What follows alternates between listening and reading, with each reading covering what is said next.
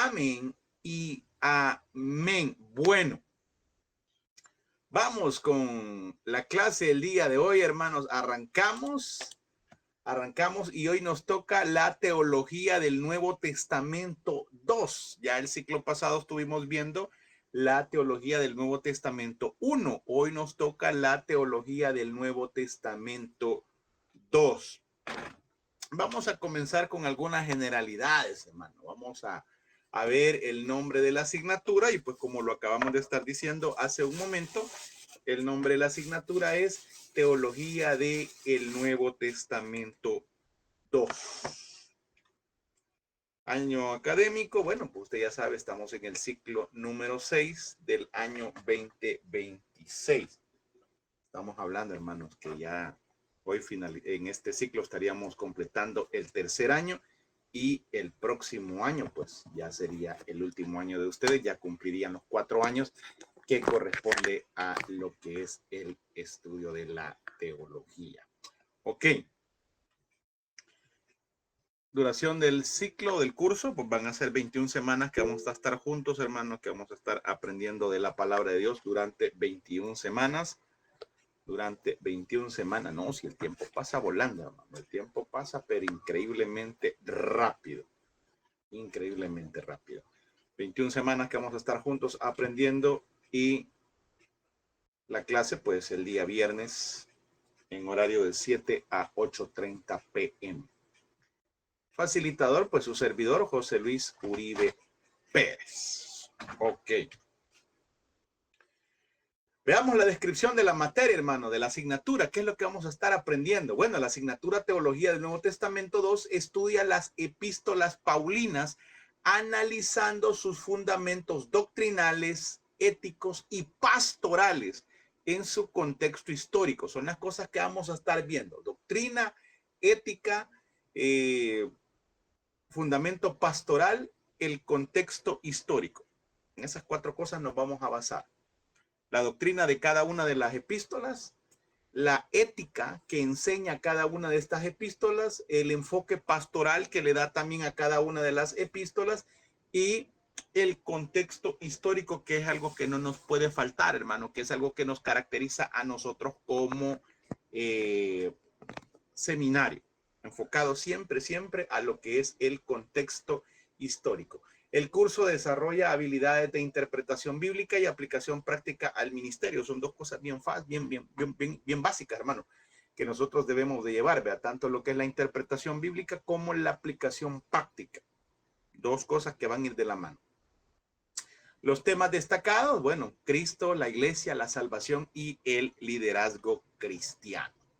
El objetivo general de la materia, analizar de manera sistemática y contextual las epístolas paulinas. Vamos a ir en base a una manera sistemática. Vamos a ir por temas, hermano. Vamos a ir por temas, por cartas, por la forma en que fue escrita y en cada uno de sus contextos las epístolas paulinas, a fin de comprender sus fundamentos teológicos, sus fundamentos doctrinales, pastorales, lo que vamos a estar diciendo en su momento, y cómo lo podemos aplicar al ministerio y a la vida de la iglesia contemporánea. Los objetivos específicos, analizar la expansión del cristianismo y cómo ese contexto fundamenta la enseñanza doctrinal. Aparte de eso, vamos a aplicar los principios teológicos derivados de las epístolas al ministerio cristiano contemporáneo, fortaleciendo así el liderazgo, la enseñanza y la vida de la iglesia. Vamos a tratar de fortalecer el liderazgo, ustedes como líderes, porque ya van pues prácticamente al tercer año, ya debe de haber un cierto liderazgo en cada uno de ustedes.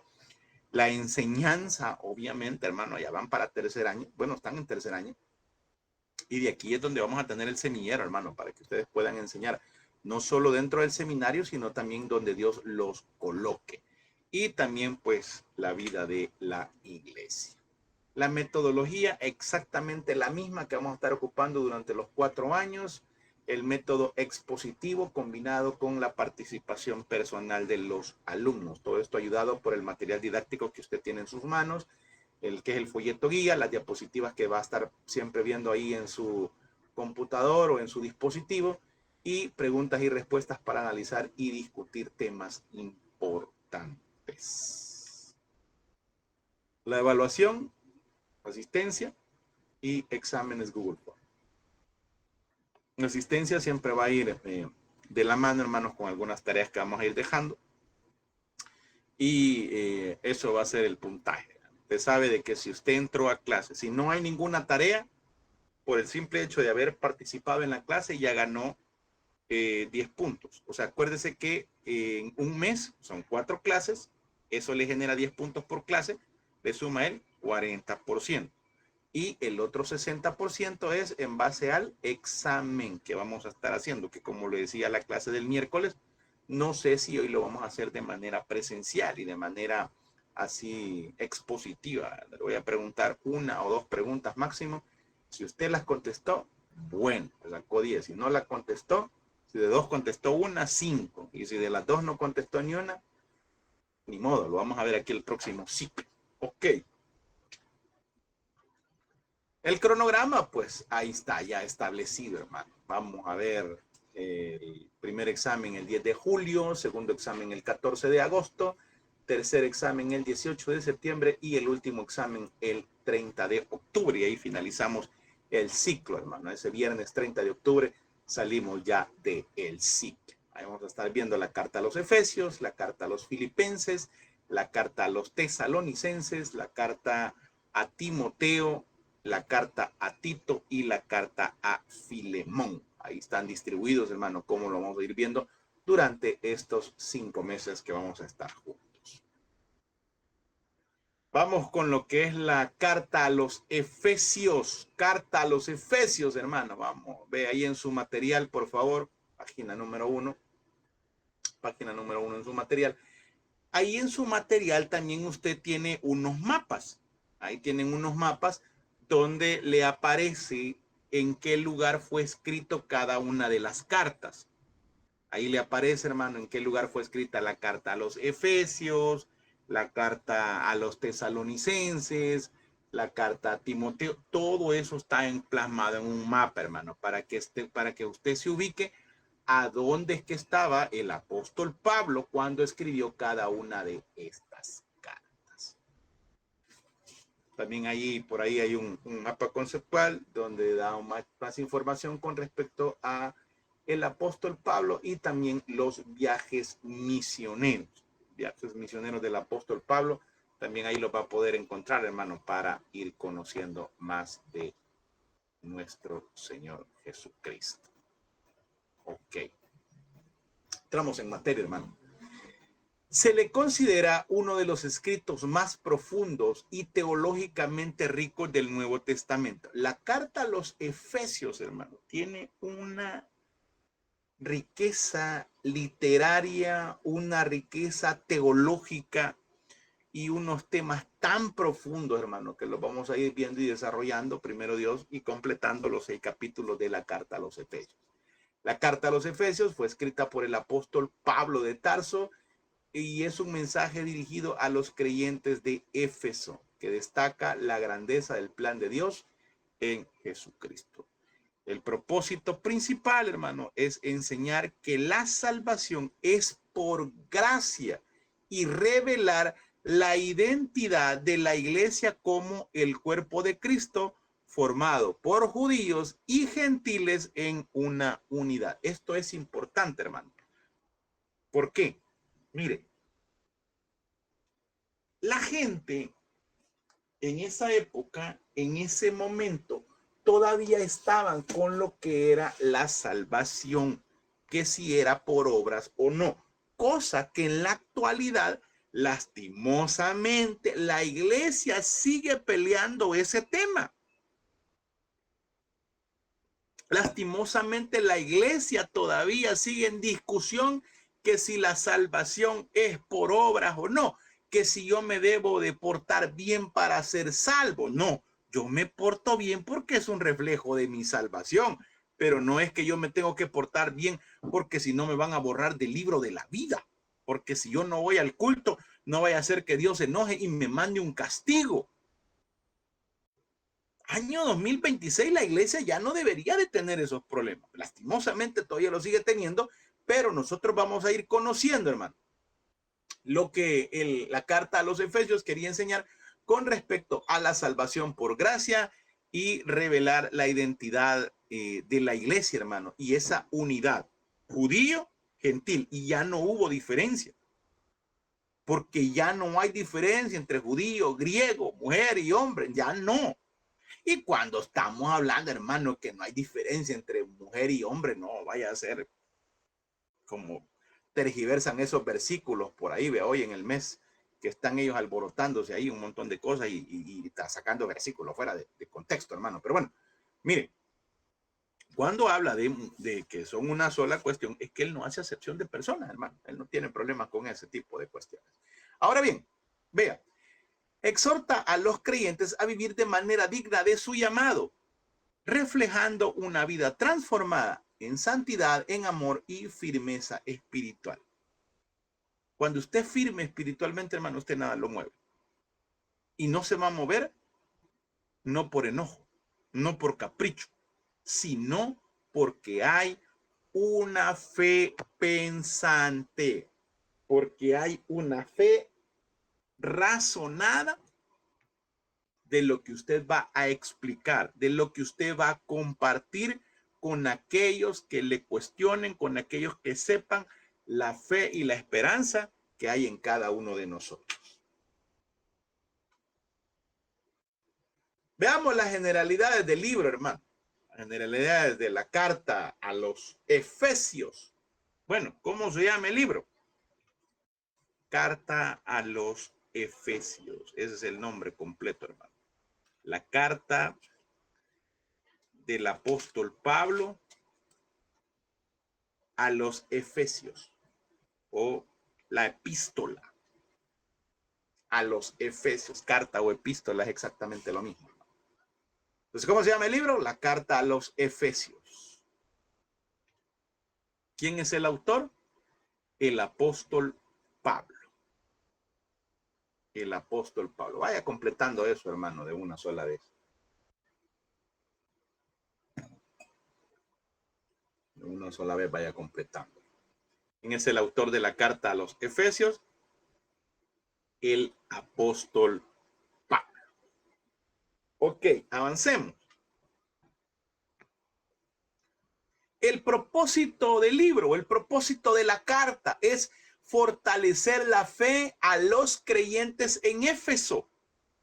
Ese fue el propósito, hermano, para cuál fue la carta escrita. Para fortalecer la fe de los creyentes, la fe a los creyentes en Éfeso. Que su fe no decayera, que su fe se mantuviera, que su fe fuera como punta de lanza. El tema de la carta, la iglesia gloriosa. La iglesia gloriosa.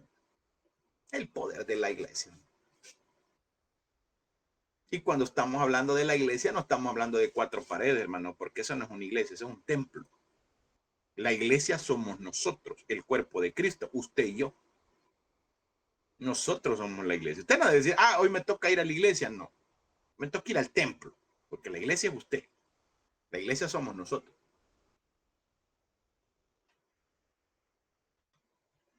El destinatario, bueno, iba dirigida a los cristianos de la iglesia de Éfeso. Para ellos iba dirigida, hermano. Para los cristianos de la iglesia de Éfeso. Para los cristianos de la iglesia de Éfeso.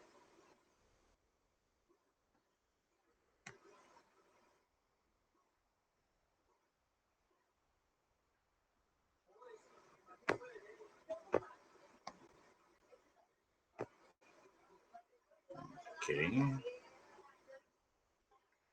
Bueno, seguimos. Lugar y fecha de escritura. Fíjese que fue escrito, hermano, cuando el apóstol Pablo estuvo en arresto domiciliar en Roma.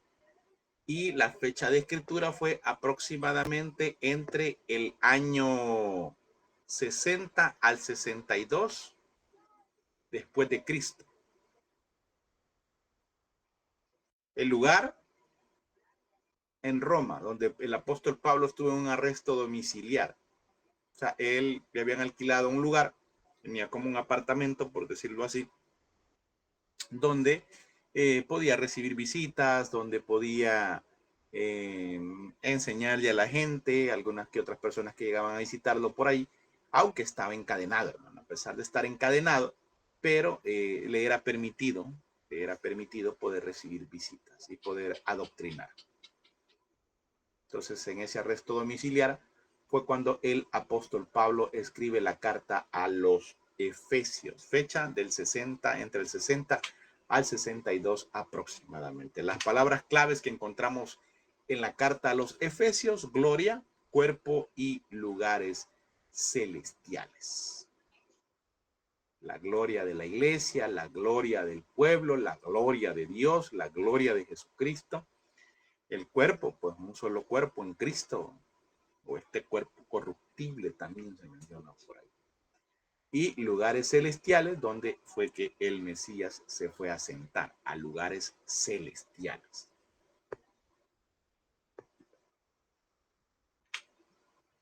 Número de capítulos, 6 capítulos. 6 capítulos, hermano. Copien eso, por favor.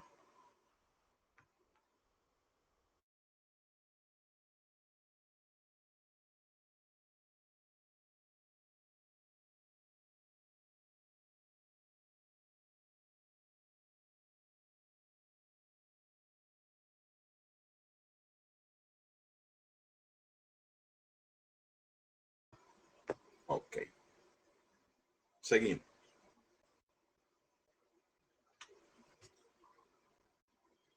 La carta a los Efesios, hermanos, se puede dividir de la siguiente manera. Nosotros la vamos a dividir en 2 partes, aunque vamos a hacer 3 estudios de la carta, pero la división completa, por decirlo así, la carta a los Efesios, podemos dividirla en 2 grandes temas. El primero de ellos es la obra de Dios y la identidad del creyente en Cristo. La obra de Dios y la identidad del creyente en Cristo. Eso del capítulo 1 hasta el capítulo 3. Y la segunda parte es la vida del creyente conforme a su llamado. La vida del creyente conforme a su llamado. Eso lo encontramos del capítulo 4, perdón, ahí puse 3, pero es del capítulo 4 hasta el capítulo 6. 4, 5, 6, 1, 2 y 3 el primero, 4, 5 y 6 el segundo. 4, 5, 6 el segundo. Eso ya lo tienen anotado ustedes por ahí, hermano. Y si está del 3 al 6, hagan la corrección ahí, por favor, y pónganle del 4 al 6. Bueno, la ciudad de Éfeso, hermano. ¿Qué era la ciudad de Éfeso? ¿Por qué era importante? ¿Por qué se menciona la ciudad de Éfeso? ¿Y qué tan única era esa ciudad para pues que el apóstol Pablo hubiese dedicado una epístola completa? Fíjense que Éfeso fue la ciudad más importante de la provincia romana de Asia y un destacado centro comercial debido a su puerto artificial y a las rutas que le conectaban con el interior y el oriente. Su actividad económica y su ambiente cosmopolita la convirtieron en un emporio de la época.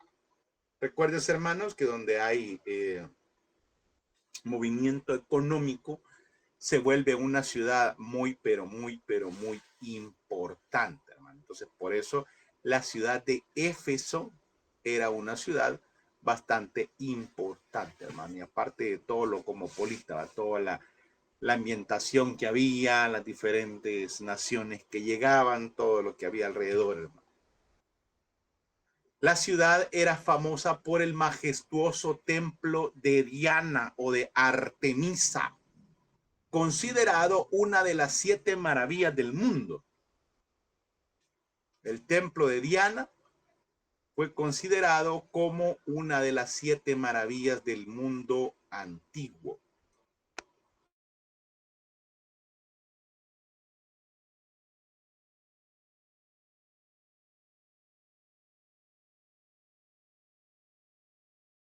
Ok. Este templo no solo era un centro religioso, sino también un centro económico, algo político, pues funcionaba como banco, controlaba extensas propiedades y generaba grandes ingresos mediante los peregrinos y la venta de objetos relacionados con el culto. Si quiere, por ahí le pone pregunta de examen. ¿Por qué era importante el templo de Diana? Bueno, porque no solo era un templo, sino que era un centro religioso, económico, político, que funcionaba como banco y que controlaba extensas propiedades y generaba grandes ingresos mediante los peregrinos y la venta de objetos relacionados con el culto a Artemisa o a Diana. Acuérdese que una de las cosas que más genera dinero es la venta de reliquias. La venta de reliquias. ¿El por qué? Porque el ser humano por naturaleza tiene que tener algo para creer. Tiene que ver para creer. Y si usted ve, hermano, una de las cosas que más llevan los turistas es algo que ver con la reliquia. Y más que todo la reliquia religiosa. Mire, había unas personas, hermano. Bueno, y usted ve cómo es nuestro país. Aceite de Israel. Agua traída del río Jordán, del mar muerto. Nada que ver, hermano. Nada que ver. Pero bueno, el ser humano por naturaleza siempre tiene que tener algo para poder ver. Algo para poder ver. Ok.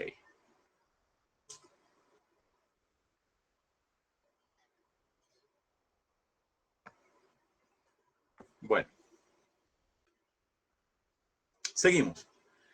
También además se celebraban algunas celebraciones estaban asociadas con prácticas inmorales, convirtiendo a Éfeso en una de las principales fortalezas del paganismo. Amado hermano, ahí había un bacanal cuando se celebraban esos cultos, esas prácticas inmorales. Estaban las sacerdotisas en el templo de Diana, donde llegaban y el culto era tener relaciones sexuales, hermano, todo lo que estaba involucrado con eso. Entonces, había mucha inmoralidad dentro del templo de Diana. La magia también tenía una fuerte influencia en la ciudad. Muchas personas buscaban poder y ayuda mediante prácticas mágicas y ocultistas. Por esta razón, Dios respaldó el ministerio de Pablo con milagros extraordinarios para mostrar la superioridad de su poder sobre las fuerzas espirituales malignas. Como resultado de la predicación del evangelio, muchos practicantes de la magia se convirtieron a Cristo y quemaron públicamente sus libros de hechicería, simbolizando la victoria de la palabra de Dios sobre el paganismo, la superstición y las artes ocultas.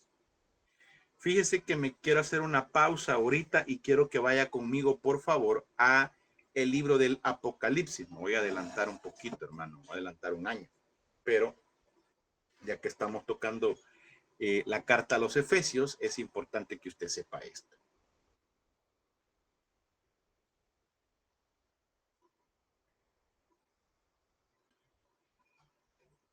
¿Cuántas veces, hermano, hemos escuchado la predicación, vuelve a tu primer amor? Y no está hablando, hermano, de su primer noviazgo. No, nada que ver. Vea lo que dice el libro del Apocalipsis, capítulo 2, versículo 4. Verso 2, 4.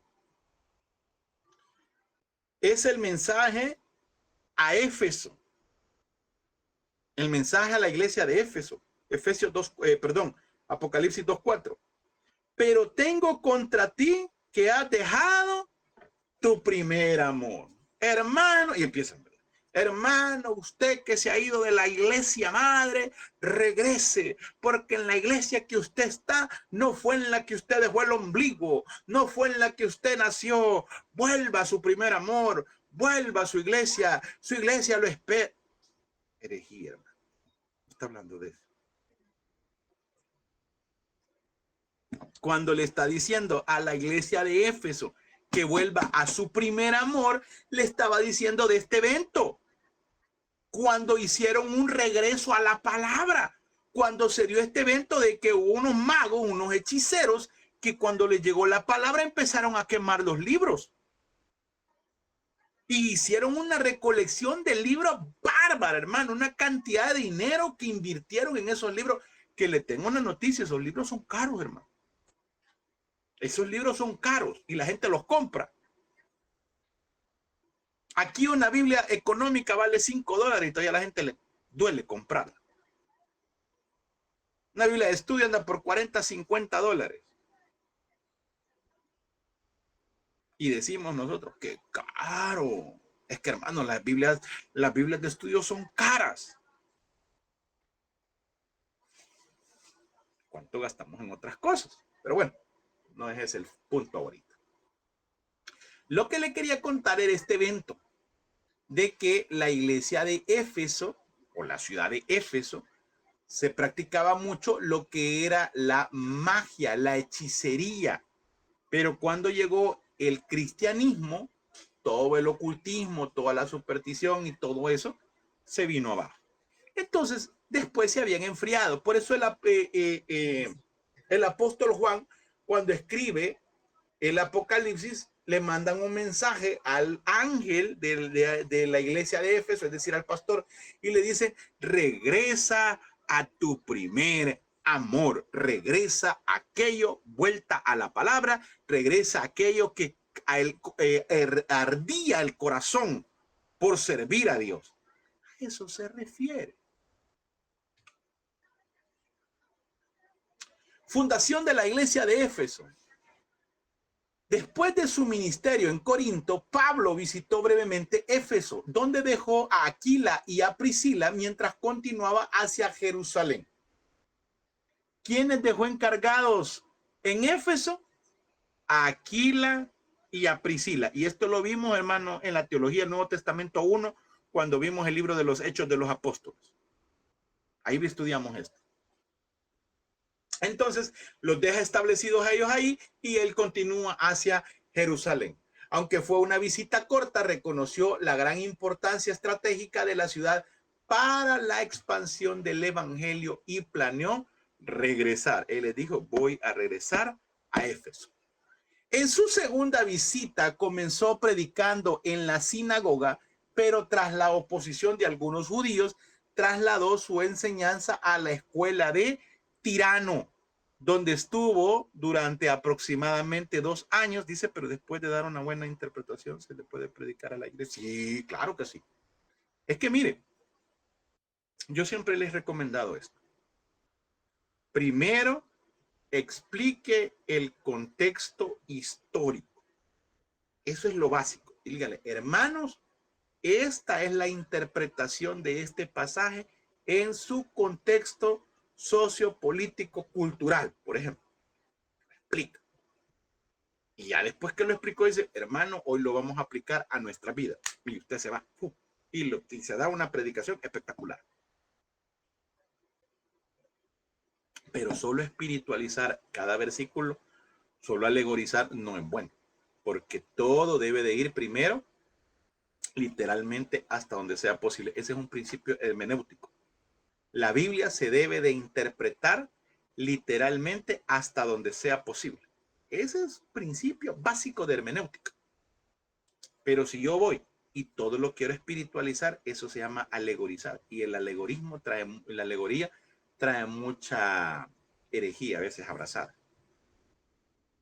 Exactamente.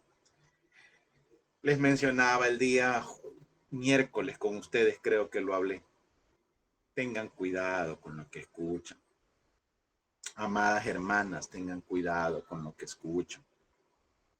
Ahí apareció o pues, se ha puesto de moda una pastora por ahí que anda gritando a medio mundo y que dice que Dios no estableció pastores, sino que solo pastoras. Pero bueno, tengan cuidado con lo que escuchan. Ok. Cuando usted conoce esto, y por eso yo hago mucho énfasis en esto, cuando usted conoce el contexto de cada versículo y no lo saca de su contexto para hacer un pretexto, sino que debe de hacer el capítulo entero, analizarlo, estudiarlo y con base a eso usted realiza una predicación expositiva. ¿Por qué me estoy deteniendo en esto un ratito? Porque, amados hermanos, ustedes ya como estudiantes de tercer año, todo, las veces que usted predique, hermano, todas las veces que usted predique, nunca saque un versículo fuera de su contexto. Nunca. Nunca. Siempre váyase al corazón de cada capítulo. ¿Y cómo lo va a encontrar? Estudie todo el capítulo y busque la idea central. La Biblia le va a dar la respuesta, hermano. Es que mire, la Biblia se interpreta sola. No hay de dónde salirse, no hay cómo salirse, hermano. Lo que pasa es de que como a veces lo agarramos a conveniencia, por eso sacamos esos versículos fuera del contexto y porque empezamos mucho a espiritualizar. Todo lo queremos espiritualizar y no funciona así. Se lo dije, un principio hermenéutica es que la Biblia debe de tomarse literalmente hasta donde sea posible. Si la Biblia dice venía de Damasco e iba para Jerusalén, venía de Damasco y iba para Jerusalén, punto. Y venía montado en un caballo dirigido hacia Damasco. En un caballo, hermano, no le busque. ¿Y ese caballo qué significará? ¿Estará enlazado con el caballo blanco del Apocalipsis? No, no tiene nada que ver. Ya le dije, para comenzar en el cielo no hay caballos. Eso significa un simbolismo. Entonces, a medida que pueda ser tomado literal, y por eso es bien importante, ya se lo estoy diciendo, y para cuando llevemos Apocalipsis, usted ya lo va a llevar en mente, que eso es simbolismo. Usted ya no va a esperar, ¿verdad?, de que va a aparecer en el cielo los 4 jinetes y ahí usted los va a ver, ¿verdad?, y los va a ir viendo pasar uno por uno. Y el primero, el jinete blanco, y luego el jinete rojo, y luego el jinete... No, hermano, no es así. Ok, bueno. Además, los creyentes, hermanos, se reunían en casas particulares para fortalecer la vida de la iglesia. ¿Dónde se reunían? En las casas. En las casas. Amada iglesia, ¿dónde debe empezarse a reunir? En las casas. ¿Quiere fortalecer la iglesia? Vaya y establezcan casas de oración, hermano. Porque eso le va a generar 2 cosas. Le va a ayudar con el liderazgo y le va a ayudar con el crecimiento. Porque es más fácil que una persona vaya a la casa de alguien que lo invitó a que vaya a la iglesia. Porque tenemos muchos estereotipos. ¿Qué decimos? Te invito a la iglesia. La gente puja. Pero que alguien le diga, hey, te invito a mi casa, tengo una reunión. Después de esto vamos a comer un pancito con café. Es más fácil que la gente vaya.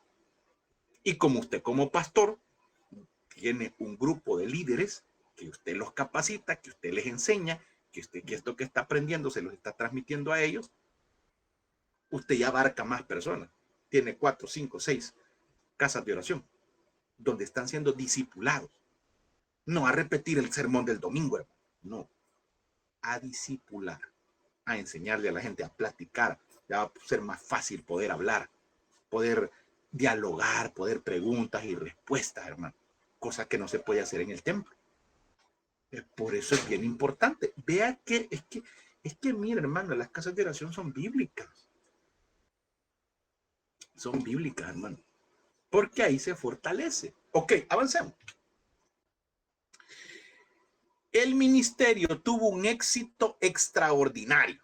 La predicación del evangelio se extendió por toda la provincia de Asia, de modo que tanto judíos como gentiles tuvieron la oportunidad de escuchar el mensaje de Cristo. ¿Cómo? Por medio del evangelismo de casa. No esperaban hasta el siguiente Shabbat, vea, para ir a la sinagoga. No, se reunían en la casa, hablaban. Dice que la gente se emocionaba cuando el apóstol Pablo llegaba y les decía, no, hombre, quédate otro día. Seguimos enseñando, queremos aprender. Hermano, la gente quiere aprender. La gente está cansada de iglesia, pero quiere aprender de Dios. La gente está cansada de iglesia, hermano, pero quiere aprender de Dios. Enseñe la Biblia. Enseñe la Biblia. La gente no necesita fiesta y show y payasos y ruedas. No, la gente necesita evangelio, predicación. Pablo utilizó la estrategia de evangelizar los principales centros urbanos para que los nuevos creyentes llevaran el evangelio a otras regiones. Sin embargo, este trabajo estuvo acompañado de constantes peligros, persecuciones y grandes cargas pastorales. El impacto del evangelio fue tan profundo que afectó los intereses económicos relacionados con el culto a Diana. Obvio, si la gente ya no compraba. Ya no compraba. La disminución de la venta de objetos religiosos provocó un gran alboroto liderado por los plateros de la ciudad, los que trabajaban con plata, hermano, los que hacían templos chiquititos, los que hacían figuras de Diana. Empezaron a ver que la venta ya bajó. Y como les dije, usted sabe que las reliquias generan dinero. Hermano, yo conocí a alguien que vendía astillas. Usted sabe que es una astilla, es un pedacito de madera, ¿va? Astillas de la cruz de Cristo. Ahí andaban las astillas, hermano. Las había encontrado allá en Jerusalén. Dice que eran astillas de la cruz de Cristo. Y la gente le compraba, hermano. Venden la rosa de Sarón, venden el aceite ungido, el pañuelo no sé qué, que no sé cuándo. Y usted dice, ay, gente, usted compra calendario, hermano. No es burla. Usted compra calendario. Ok, sigamos. Mire. Ojo con esto. Este incidente puso de manifiesto el conflicto entre el cristianismo y el arraigado paganismo de Éfeso. A pesar de la oposición, Dios estableció en Éfeso una iglesia fuerte, descrita por Pablo como un templo espiritual donde habita Dios por medio de su espíritu. Mientras que el templo de Diana, considerado invencible en su tiempo, terminó en ruinas.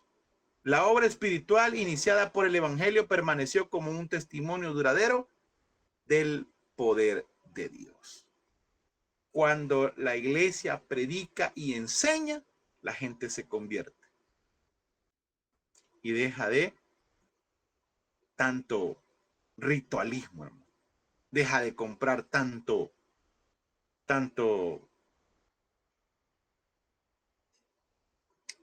¿cómo le llamaríamos? Tantas cosas, hermano, que reliquias. Reliquias, exacto.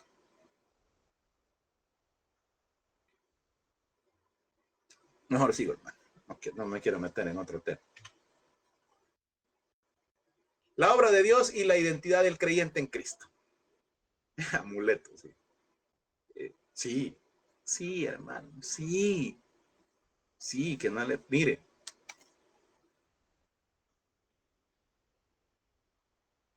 Es que hacemos negocio en todo, hermano. Hacemos negocio.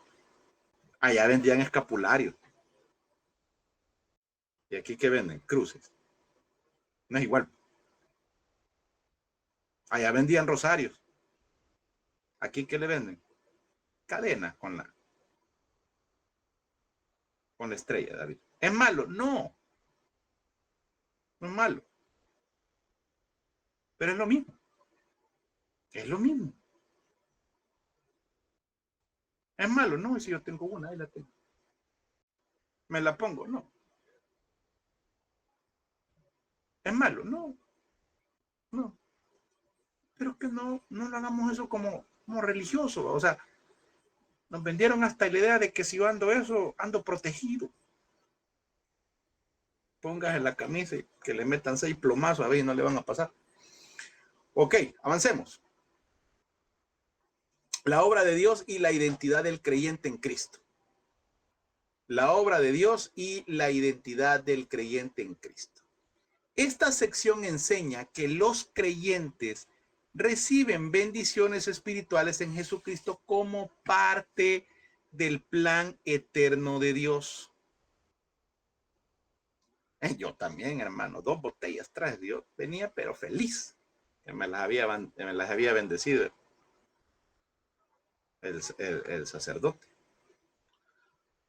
Mire, destaca la salvación por gracia, la reconciliación entre judíos y gentiles como un solo pueblo, y la revelación del misterio de que todos son coherederos en Cristo. Además, muestra el llamado a proclamar este mensaje y enfatiza la identidad y posición espiritual del creyente, sirviendo como base para la vida práctica del cristianismo. Vamos al plan eterno de Dios y las bendiciones en Cristo. Capítulo 1. Entramos en materia, hermano. Vaya conmigo a la carta a los Efesios. Carta a los Efesios, capítulo 1. Dios mío, 7:40, no es antiguo el tiempo. Carta a los Efesios.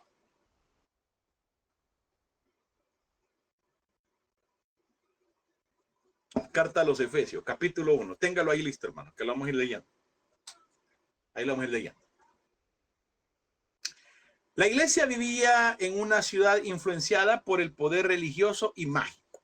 Quiero que ahorita usted viaje en el tiempo, se vaya a la ciudad de Éfeso y se imagine mercaderes, se imagine un templo majestuoso a Diana, se imagine por allá plateros vendiendo templitos así chiquitos, vendiendo figuras de Diana y aquel negocio, como cuando usted va a esos lugares, a las iglesias antiguas, ¿verdad? Y que allá le vendían de todo, hermano. Cuando íbamos allá a Guate, bien me acuerdo que a comprar las chumpas chapinas, no sé si usted se acuerda de aquellas chumpas chapinas de colores, bonitas, chulas, ya no, yo creo que ya no he visto que las ocupen, son muy bonitas.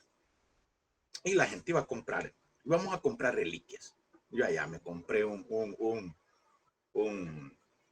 escapulario.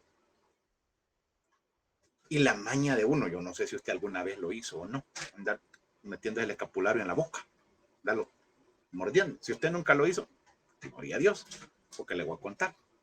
Los escapularios, hermano, eran de las sotanas que iban dejando los sacerdotes y no las lavaban. Todo el sudor, hermano. Andaba chupando uno ahí. El escapulario, horror, hermano. Tremendo. Y usted lo besa, usted besó el escapulario, hermano, besó a sotana chuca. Ok, avancemos, hermano.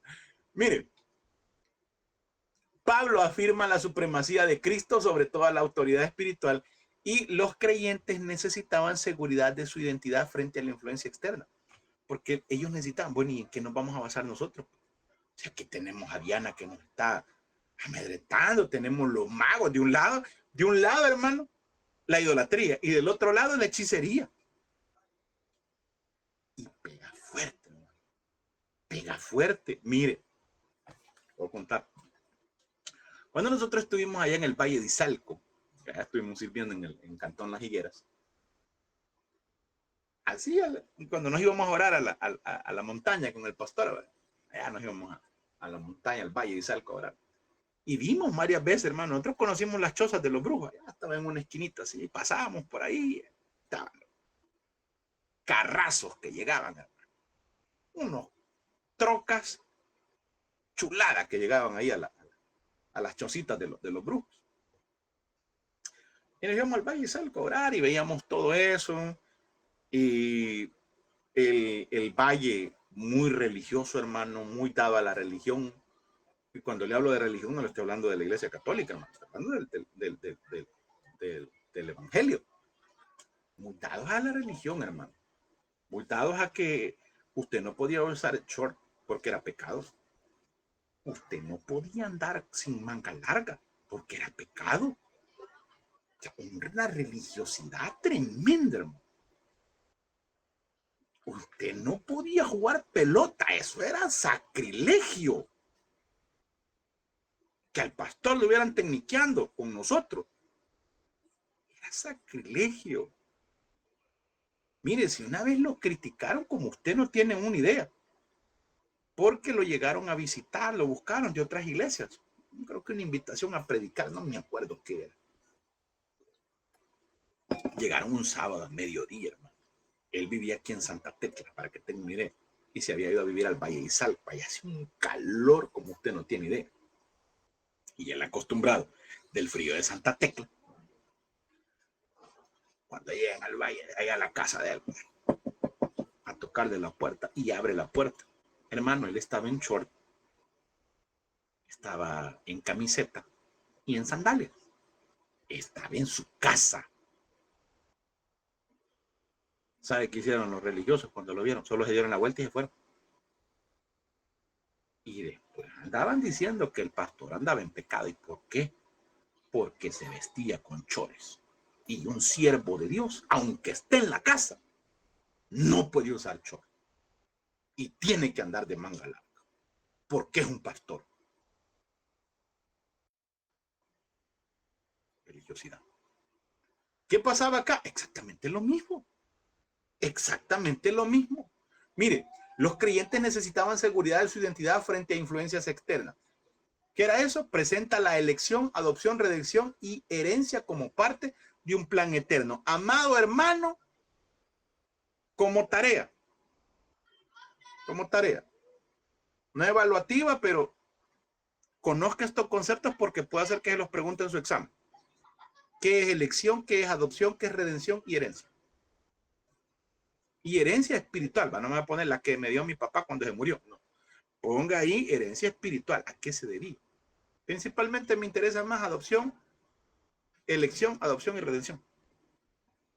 ¿Qué es eso? Porque lo vamos a manejar en toda la carta a los Efesios. También, hermano, subraya la obra trinitaria. El Padre planifica, el Hijo redime y el Espíritu pone el sello de garantía, el sello de pertenencia. El sello de pertenencia. ¿Se acuerdan la carta, perdón, en el libro de los Hechos de los Apóstoles, cuando Pablo llega donde a los Efesios y les dice, vea, mire, les habla del Espíritu Santo y le dice, ni sabíamos que había Espíritu Santo. ¿Y quién nos bautizó? Pues no es que nos bautizamos en el bautismo de Juan. Ah, y ahí entendió el apóstol Pablo. ¿Cuál era el bautismo del apóstol de Juan el Bautista? Regresó a la palabra. Pero no conocían el Espíritu, porque no había descendido, hermano. Descendió únicamente sobre el Mesías, cuando fue ungido en el momento que Juan lo bautizó. Pero el Espíritu Santo desciende hasta allá en la fiesta de Shavuot, una fiesta de Pentecostés. Entonces le dicen ellos, no sabíamos que había Espíritu Santo. Oh, ok, no se preocupen, los bautiza, impone manos y aparece el sello del Espíritu Santo. Y dice que empiezan a hablar y a profetizar. No jerigonza, hermano. No hablar locura, no. Idiomas, hablar, a expresar. Ok. Y por último, la oración final busca iluminación espiritual para comprender estas verdades. Como recomendación, yo sé que usted lo hace, hermano, y no debería decírselo, pero hágalo. Siempre que vaya a leer la Biblia, ore. Antes de leer, hermano, ore. Pídale la sabiduría a Dios para poderla interpretar. Para decirle, Señor, ilumíname, ¿qué me quieres decir? Voy a hacer mi devocional, Señor. Aquí lo hago. El pastor nos ha dejado como tarea el libro del profeta Oseas, que eso fue el miércoles, tuve que haber leído 2, jueves leído 2, y hoy viernes va a leer otro 2, o sea que hoy va por el capítulo 6 de Oseas. Y va a leer la carta a los Efesios, 6 capítulos, acá al otro viernes ya la leyó toda. Si usted lee un capítulo diario, al jueves ya lo terminó, miércoles, jueves. Si usted la lee 2 veces, hermano, o 2 capítulos diarios, lo lee 2 veces, la carta a los Efesios. Ya tiene tarea. No tenía devocional, ya tiene 2. El de Oseas y el de Efesios. La identidad del creyente está definida por la obra soberana de Dios en Jesucristo. Pablo tenía el propósito de enseñar a los creyentes cómo mantener la unidad y madurez espiritual de la iglesia. Debido a que se encontraba bajo arresto domiciliario en Roma y no podía visitar personalmente las congregaciones, decidió transmitir la enseñanza por escrito. A poner un ejemplo bien práctico, y no es que me esté comparando el apóstol Pablo, Dios me libre de eso, pero si el Eterno le hubiese placido el seminario físico presencial, no todos los que están aquí estuvieran estudiando. Tenemos hermanos de Oriente, hermano Amsi, desde Oriente. Tenemos hermanos de Santana, tenemos hermanos de San Jacinto, de San Salvador, de varios lugares. Tenemos hermanos de allá por Ilopango, de diferentes lados.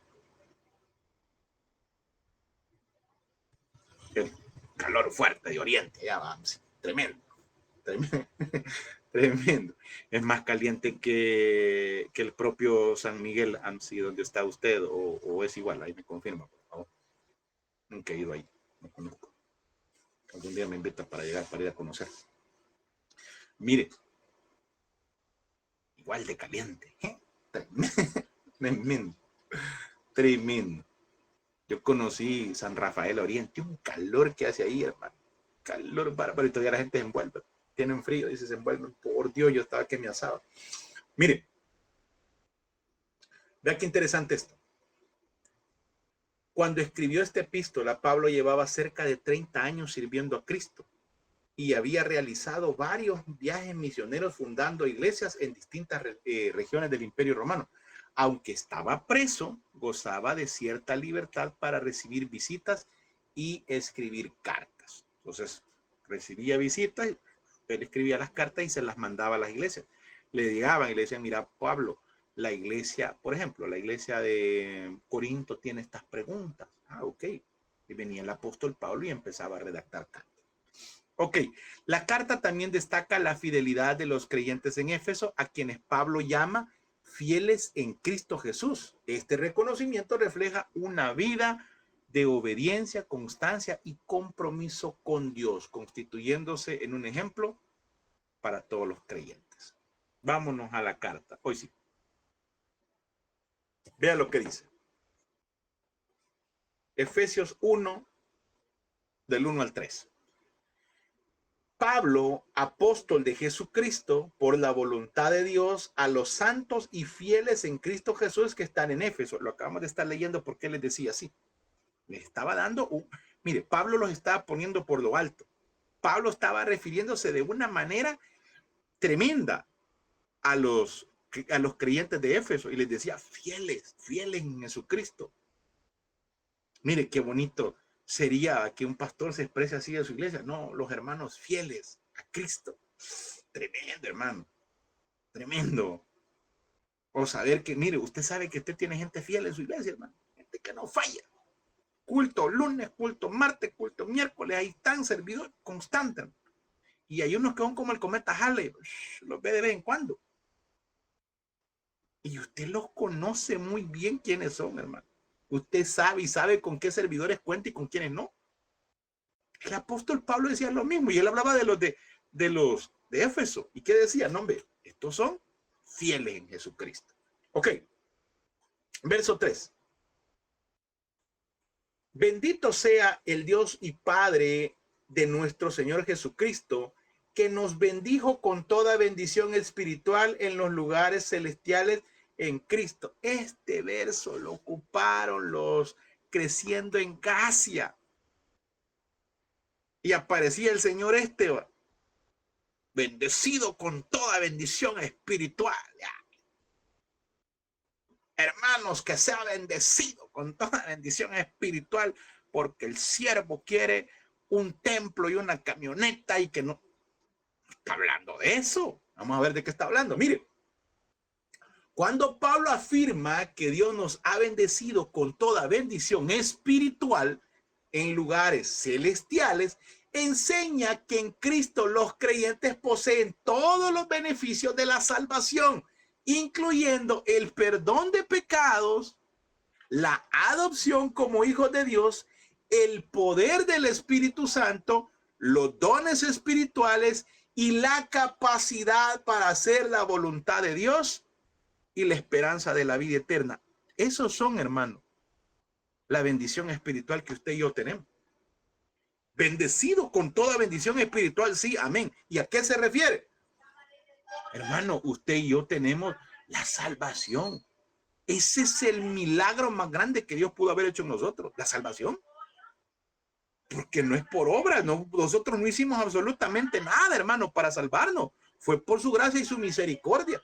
Y mire, y ya no solo eso, y sino que incluye el perdón de los pecados, la adopción como hijos, que nos adoptó, hermano, nos hizo hijos suyos y nos dio el poder del Espíritu Santo. Regálame un segundo.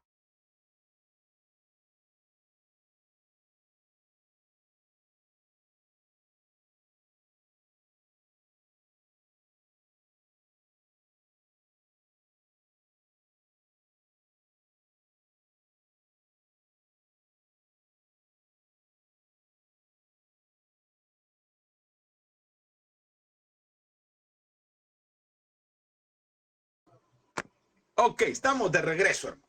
Estamos de regreso por ahí. No podía estar oyendo en el YouTube. Está mal, no podía estar oyendo. Ok, sigamos. Mire, vea, nos da la capacidad, hermano, de hacer la voluntad de Dios. Estas bendiciones pueden disfrutarse desde ahora por medio de una relación personal con Cristo, pero tienen un carácter eterno porque proceden de los lugares celestiales y no de fuentes terrenales. Lo que usted y yo tenemos, hermano, no es dado por poder terrenal, es dado por poder celestial. La bendición celestial que nosotros obtenemos, hermano, se lo vuelvo a repetir, la salvación, el perdón de pecados, el ser adoptado como hijo de Dios, el poder del Espíritu Santo, los dones espirituales y la capacidad para hacer la voluntad de Dios. Y no solo eso, sellamos con la esperanza de la vida eterna, que usted y yo sabemos que el día que muramos, vamos a la presencia de Dios. A eso se refiere el verso 3, bendición espiritual. Pablo enfatiza que las verdaderas riquezas espirituales vienen de Cristo y no de los falsos poderes religiosos como el culto a la diosa Diana que predominaba en Éfeso. Además, las referencias a los lugares celestiales en Efesios 1:20, 2:6 y 3:10 presentan a Cristo como el Señor exaltado y victorioso que gobierna sobre todas las cosas y comparte sus bendiciones con el pueblo. Ok, avancemos. Efesios 1:4, vea lo que dice. Leámoslo. Según nos escogió en él antes de la fundación del mundo, para que fuésemos santos y sin mancha delante de él. Pablo dice, nos escogió en él, para enfatizar que la salvación depende por completo de Dios. No somos salvos porque lo merecemos, sino por la gracia de Dios que nos da de manera gratuita. Porque no nos cobra nada, pero ya hubo alguien que sí pagó, que fue el Mesías. Ah, la salvación es de gratis. No, no es de gratis, ya alguien pagó por nosotros. Y pagó un precio caro, hermano. Pagó un precio carísimo. Desfigurado. Bueno, ustedes vieron este año, hermano, el estudio que tuvimos de el estudio forense de la muerte del Mesías, todos sus sufrimientos. Y que alguien venga a decir, no, la salvación es gratis. No, no es gratis, hermano. Alguien pagó y pagó un precio carísimo. Ok. Seguimos. No influimos en la decisión de Dios para que nos salve. Lo hizo de acuerdo a su plan. Por lo tanto, no hay lugar para creer que la salvación dependa de nosotros, ni lugar para el orgullo. Y si no, pues podemos recetar aquel versículo que dice, porque somos salvos por gracia y no por obras, para que nadie, ¿qué dice? Se gloríe. Para que nadie diciendo, mire, yo soy santo, 3 veces santo, y por eso yo soy salvo. Mentira. Ese orgullo no cabe. Y por eso molesta, hermano, cuando usted escucha, no, hermano, yo oro 21 días, igual que Daniel. Yo ayuno, y si lo hace, cállese. Deje de andarlo diciendo, deje de andarlo proclamando, hermano. ¿Qué tiene que saber la gente en las predicaciones? Que usted ayuna 40 días y 40 noches. ¿Qué le importa a la gente? Si eso es entre usted y Dios. Es más, el mismo Jesucristo enseñó y dijo, cuando ayunéis, lavate la cara y que la gente no sepa que lo estás haciendo. Porque no manda, ay, hermano, que ando en ayuno, fíjese. Ay, hermano, viera que este ayuno es pesado. No. No. Que por cierto, al grupo Macom Tefilá, mañana nos toca ayuno. Ok, mire. La salvación no depende de nosotros. Y este versículo que leemos nuevamente. Según nos escogió en él antes de la fundación del mundo. Ya, la fundación del mundo ya me tenía preparado. No, hermano, está hablando de la salvación.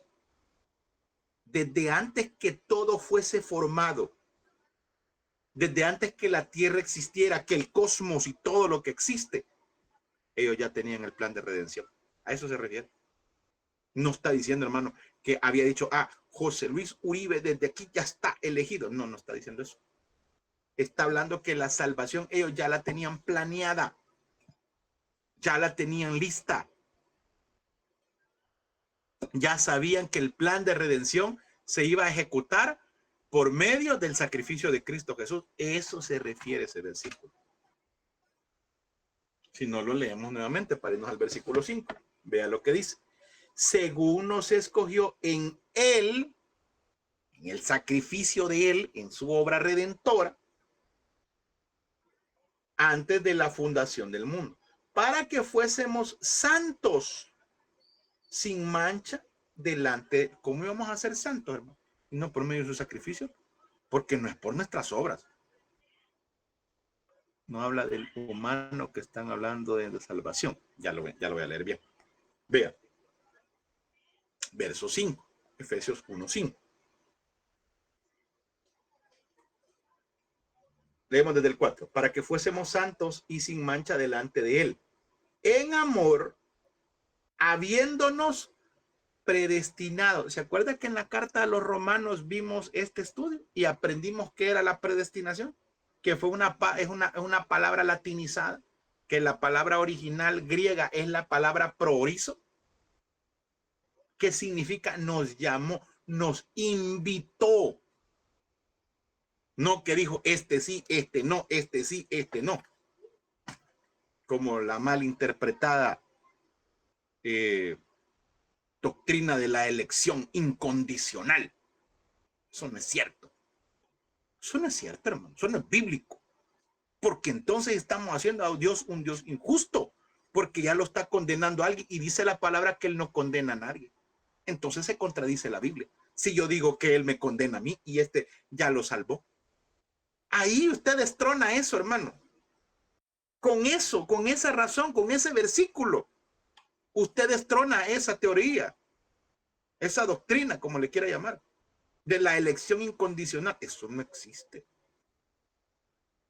Porque Dios de tal manera amó al mundo, que dio a su Hijo unigénito para que todo aquel que en él cree no se pierda, mas tenga vida eterna.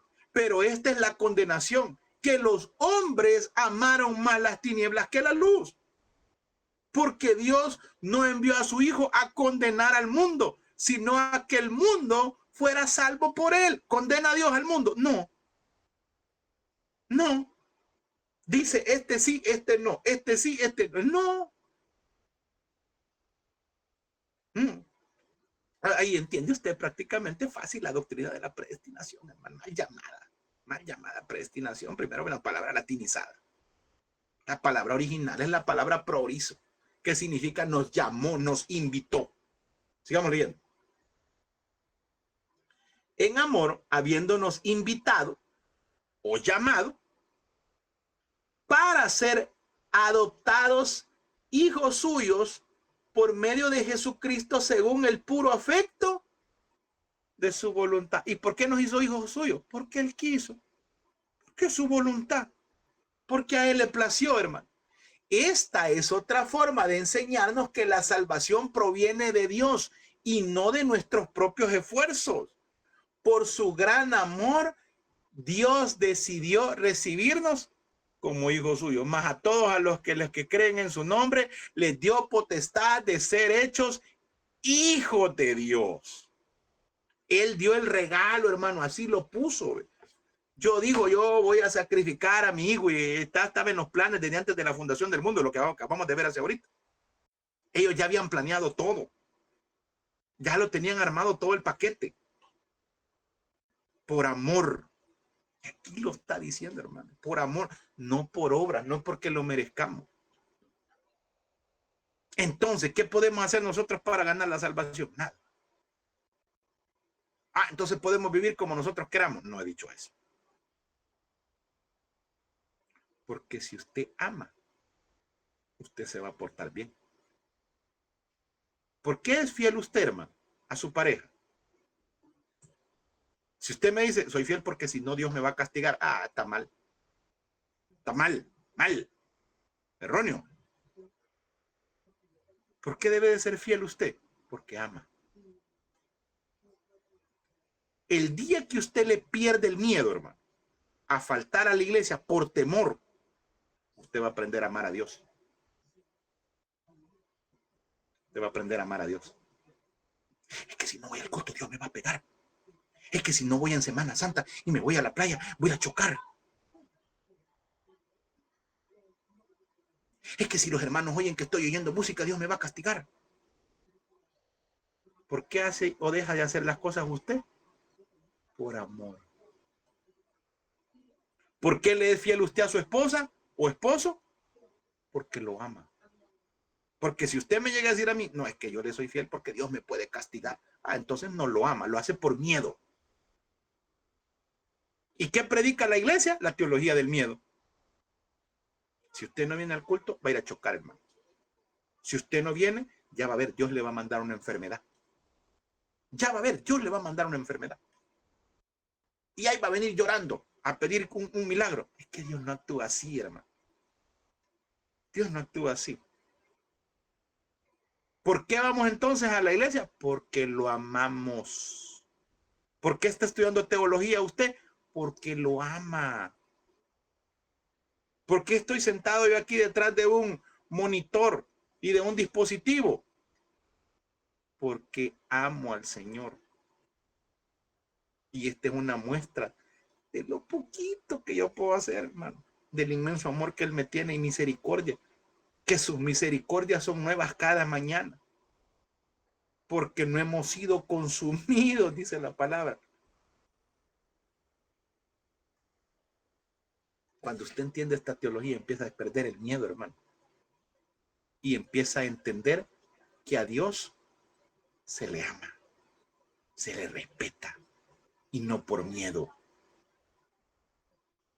El principio de la sabiduría es el temor a Dios. Téngale miedo. No, téngale amor. Téngale amor. Es que si yo me meto con otra mujer que no es mía, Dios me va a castigar, hermano. Entonces no se mete por amor. Se mete por miedo. Se mete porque no se mete con ella porque tiene miedo que Dios lo castigue. Es así. Sigamos.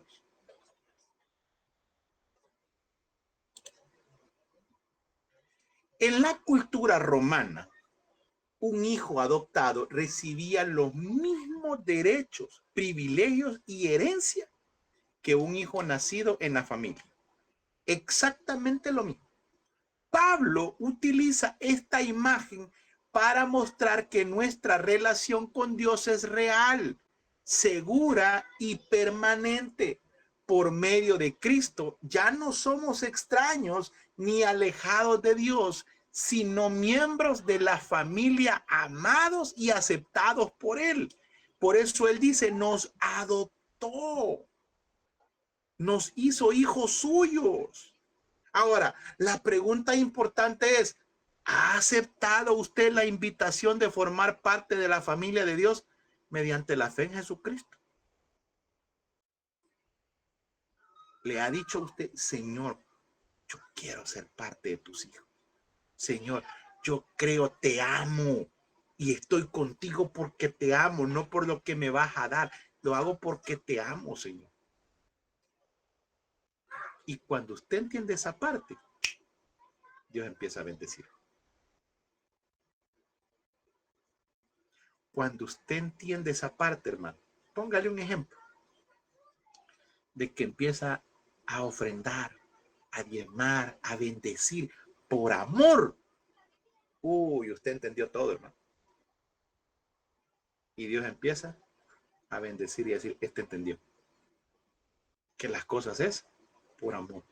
Cuando usted empieza a ir a la iglesia, hermano, por amor a Dios, no por miedo, no por temor a que me castiguen, no por agarrar mal versículo que, ay, de mí si no predico, Dios me va a pegar. No, usted no predica, predica otro.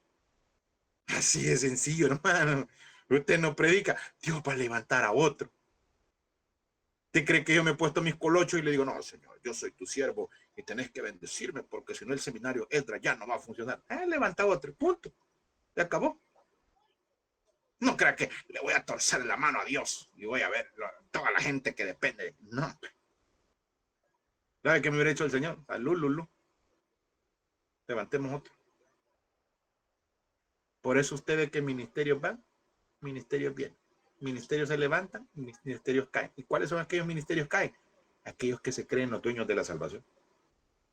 Aquellos que se creen, hermanos, que depende de ellos todo. Así no funciona. Sigamos.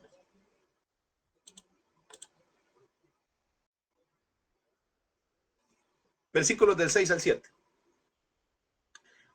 Para alabanza de la gloria de su gracia, con la cual nos hizo aceptos en el amado, en quien tenemos redención, como usted ya va a investigar esas palabras, ya va a saber de qué está hablando, en quien tenemos redención por su sangre, el perdón de pecados según las riquezas de su gracia.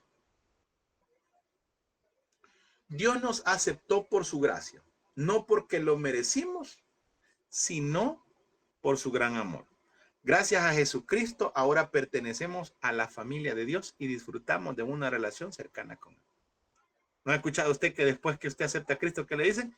Bienvenido a la familia de Dios. Bienvenida a la... Qué bonito se siente, va a ser recibido. O cuando usted le dicen, llega a una casa y le dicen, bienvenido, hermano, venga, pase adelante. Mire, siéntase como en su casa. Usted no pida permiso, hermano, quiere ir al baño, quiere tomar agua, pase, hermano. La muerte de Jesús nos ofrece dos grandes beneficios: redención y perdón. Por eso le digo, aprendas estos términos, hermano, para que usted cuando los mencione, usted ya se ubique qué es lo que estamos hablando. Redención y perdón. La redención significa que Jesús pagó el precio para liberarnos de la esclavitud del pecado. Eso es redención. Lo redimí, lo compré, lo saqué del mercado y le di precio. Y ya no es esclavo, sino que ahora me pertenece a mí. Y ya no somos esclavos del pecado. Hoy nos volvemos esclavos voluntarios de Jesucristo por amor. El perdón significa que nuestros pecados han sido borrados porque Jesús entregó su vida por nosotros y se convirtió en el sacrificio perfecto que Dios aceptó. Por medio de Jesucristo, ya no vivimos condenados por nuestro pasado, sino que hemos sido liberados, perdonados y reconciliados con Dios. Tenemos, dice la carta a los Romanos, paz para con Dios. Todo esto es un regalo de su gracia y una demostración de su inmenso amor por nosotros. Vámonos al Antiguo Testamento, hermano, para que veamos la redención y el perdón. Levítico 25. Vea cómo la sombra que había de venir lo explica después el Mesías. 25, Levítico 25, del 47 en adelante. Si el forastero o el extranjero que está contigo se enriqueciere y tu hermano que está junto a él empobreciere y se vendiere al forastero o extranjero que está contigo o alguno de la familia del extranjero, después de que hubiere vendido podrá ser rescatado, uno de sus hermanos lo rescatará. Lo que le acabo de estar diciendo, lo compra de la esclavitud. O tío, tal lo rescatará. Hará la cuenta de lo que lo compró desde el año que lo vendió a él hasta el año del jubileo. Y ha de apreciarse el precio de la venta conforme al número de los años y contará el tiempo que estuvo con él conforme al tiempo que estuvo con él conforme con el tiempo será criado a salaria. Versos 53 y 54. Como con el tomado a salario anualmente hará con él, no se enseñoreará en él con rigor delante de tus ojos, y si no se rescatare en esos años, en el año del jubileo saldrá él y sus hijos con él. No va a ser para siempre esclavo, hermano. Por eso el año del jubileo no les gustaba a algunos, porque eran los esclavos que daban libres, hermano. Las deudas se pagaban y todo eso, que fue lo que el Cristo vino a hacer. Vea. Ahora veamos lo que dice Levíticos 17:11. Levíticos 17:11. Porque la vida de la carne es la sangre, porque la vida de la carne en la sangre está, y yo os las he dado para hacer expiación sobre el altar por vuestras almas, y la misma sangre hará expiación de la persona. ¿Cómo se hacía el perdón? Por medio de el sacrificio, por medio del derramamiento de sangre. Por eso Jesucristo tenía que derramar su sangre, hermano, como el Cordero perfecto y como la expiación. Romanos 5:9. Corre, hermano, que el tiempo nos está comiendo. Romanos 5:9. Hechos Romanos. Romanos 5:9. Vea lo que dice. Pues mucho más, estando ya justificados en su sangre, por él seremos salvos de la ira. Efesios 2:13. Vamos a leer un par de versículos más para reforzar la idea. Efesios 2:13. Pero ahora en Cristo Jesús, vosotros que en otro tiempo estabas lejos, habéis sido hechos cercanos. ¿Por qué? Por la sangre, por su sacrificio. Colosenses 1:20, hermano. Colosenses 1:20, vea lo que dice. Y por medio de él reconciliar consigo todas las cosas, así las que están en la tierra como las que están en los cielos, haciendo la paz mediante la sangre de su cruz. Hebreos 9:22, este versículo es hermoso, hermano. Hebreos 9:22, vea lo que dice.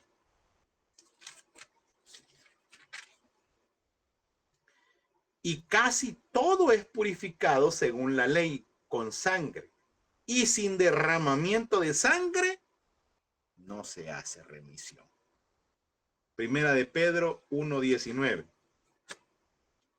Primera de Pedro 1:19.